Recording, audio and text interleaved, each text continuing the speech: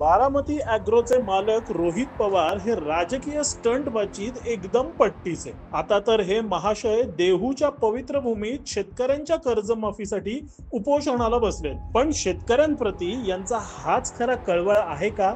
यांच्या कळवळ्याचे एक उदाहरण पाहूया. कन्नड येथील कन्नड सहकारी साखर कारखाना. हा कारखाना शेतकऱ्यांनी उभा केला. 2012 साली राज्य सहकारी बँकेकडून कर्ज घेतलं, पण नंतर व्यवस्थापन अकार्यक्षम ठरवलं गेलं, आर्थिक डबघाई दाखवली गेली आणि मग काय, तोच कारखाना लिलावात नेऊन रोहित पवारांच्या बारामती अॅग्रोने भांडवल म्हणून घेतलेले पैसे वापरून कारखाना हडपला. हायटेक इंजिनिअरिंग या मध्यस्थ कंपनीच्या नावावर 50 कोटींना कारखाना खरेदी करत स्वतःच्या घशात घालण्याचं काम रोहित पवारांनी केलं. शेतकऱ्यांच्या घामातून उभा राहिलेला कारखाना शेवटी त्यांच्या हातातून गेला आणि ज्यांनी घेतला ते आज उपोषण करून शेतकऱ्यांसाठी रडतायत. एकीकडे शेतकऱ्यांच्या नावाखाली स्टंटबाजी, दुसरीकडे त्यांच्याच संपत्तीवर डल्ला आणि वर तुकोबारायांचं दर्शन. ज्या तुकोबारायांनी सावकारी सोडून शेतकऱ्यांची कर्जमाफी केली आणि जमीन परत दिली, पण रोहित पवार ना कर्जमाफी करतात ना काही चांगलं काम करतात. यांचं धोरण एकच, फक्त राजकारण. रोहितजी,